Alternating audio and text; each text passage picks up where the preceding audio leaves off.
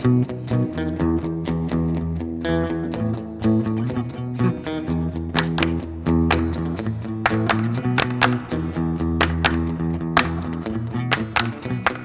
dancing down the street with your sweet blue eyes. And every new boy that you meet doesn't know real surprise. Well, here she comes again. She's dancing beneath the starry skies. She'll make you flip. She comes again. Well, she's dancing beneath the starry skies. You kinda like the way she tips. Well, she's my best friend's girl. She's my best friend's girl. She used to be mine. She's so fine. Welcome back to our series on the 7 deadly sins. We are thankful that you are joining us today as we discuss the sin of envy. Now, the word sin is utilized over 400 times in the Bible. As a result, it refers to a variety of different actions and inactions. But the first time it shows up in Scripture, in the 4th chapter of the book of Genesis, it refers to the sin of envy. It's in the story of Cain and Abel. The sons of Adam and Eve bring an offering to God, and for reasons we are never told, God prefers Abel's offering to Cain's offering. Cain feels dejected. He's frustrated. God speaks to him about this. Cain, why has your countenance fallen? Do you not know that if you do well, you will be accepted? But beware, because even now sin is lurking at your door. You must master it. God warns Cain that sin, the sin of envy, it's lurking. It's there. If you let it in, if you allow it to grow, it is going to destroy you. Unfortunately, Cain does not listen.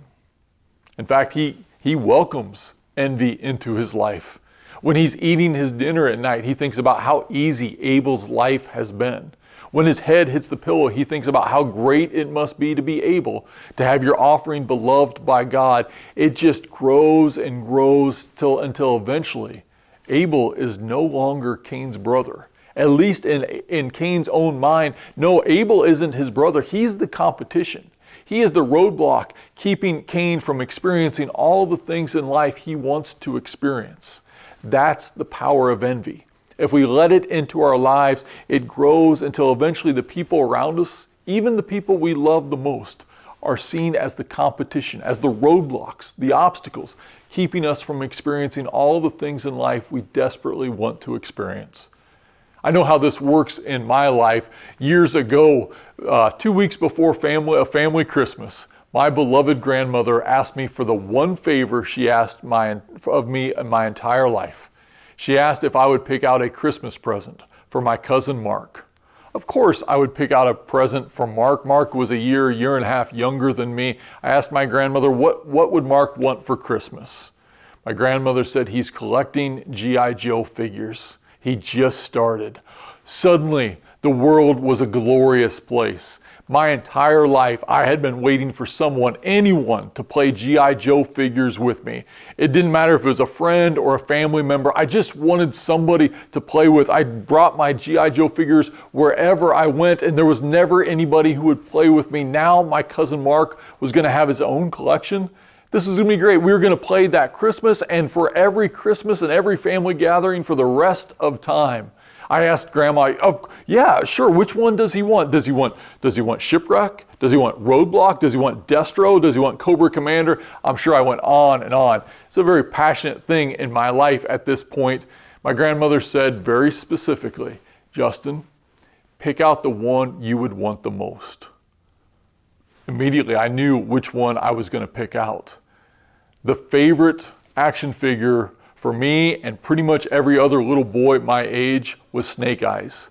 Snake Eyes was this ninja assassin who had taken a vow of silence. He was going to destroy Storm Shadow, who had killed their teacher. Oh yes, Snake Eyes was the one. Everybody knew he was the best. Way to go, The problem is Snake because Eyes! everybody knew he was the best, you could never find Snake Eyes. Every time I went to a store, which admittedly from a small town it wasn't often, but I'd always go to the toy sections. And when I'd go into the toy section, I'd look at the G.I. Joe figures. You could never find Snake Eyes. So I wondered what the backup plan, which one would Mark love the most. But that week, when we went to the department store, to Pomida, I walked back to the G.I. Joe section, and sure enough, he was there. There must have been 100 different figurines that day, but Snake Eyes was right there in the middle. There was one. I immediately grabbed him. I thought, oh, I've been looking for this guy forever. I still remember the samurai sword and the Uzi. This was going to be great. And then I remembered Snake Eyes wasn't going to be mine. He was going to belong to my cousin Mark. And suddenly I began to think about what Christmas days, and that day and all the Christmases in the future were going to look like.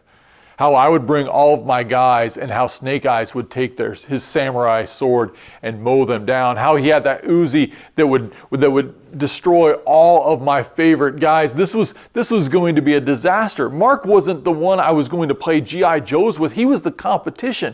It wasn't right that Mark should just start collecting G.I. Joe figures and suddenly start with the best one. None of this made sense. So as my parents walked around the corner, immediately I put Snake Eyes back on the shelf. Instead, I found another figurine more appropriate for Mark. His name was Driver Guy. He wasn't even a real G.I. Joe figure. His arms and legs didn't even move properly. He didn't come with a weapon. He was supposed to drive a Jeep, but the Jeep was sold separately. That's what I was going to buy for my cousin Mark. That's what his gift was going to be from our grandmother that Christmas. Of course, I'm sure I felt a little bad about this, but Mark, he was the competition. I needed to destroy him in order to attain victory. Then Christmas came. A couple weeks later, our grandmother always gave us one article of clothing. I think I opened a sweatshirt that year, and then we'd get a toy. Usually a relatively small toy, but I looked around the room and everybody else was playing with a toy. They'd already opened their package, and I didn't have one. Until all of a sudden, my sweet little grandmother came up behind me, patted me on the shoulder, had a big smile on her face. She handed me the little package. I recognized it immediately. I looked over in the corner, and sure enough, I saw Mark. He was playing with the new truck grandmother had just given him. Before I even opened the package, I knew what was in it. It was Driver Guy. People of God, my grandmother had tricked me. The one favor she asked me to do in my entire life was to buy my own Christmas present, to pick out the one you would want the most. I could have had Snake Eyes. Instead, I got Driver Guy. Sin, the sin of envy, it has consequences in our life. Now, sometimes it's just missing out on a G.I. Joe figure. Sometimes the consequences is far greater. The sin of envy cost me Snake Eyes. It cost Cain, his brother. Cain takes Abel out into the field and he puts him to death. He murders his own brother. Why? Because Abel is no longer Cain's brother. At least in his own mind, Abel is the roadblock. He is the reason that Cain is not able to experience all the things that he wants to experience in life. Abel is the competition. So Cain eliminates the competition. People of God, that's what the sin of envy wants to do, to turn everybody around us into our competition, to make us convinced that the things that we are missing in life, it's because of them.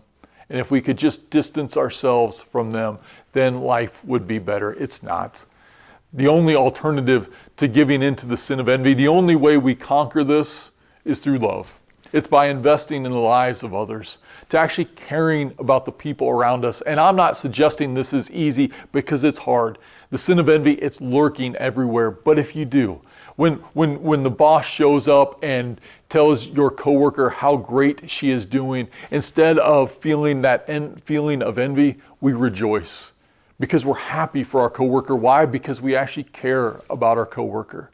That when something happens for our kids' soccer team and our daughter's best friend scores the game-winning goal, we don't wonder, why didn't our daughter get a chance to make the final goal? Why doesn't anybody recognize how great she is? Instead, we choose to celebrate for that young woman. We choose to celebrate her for her family.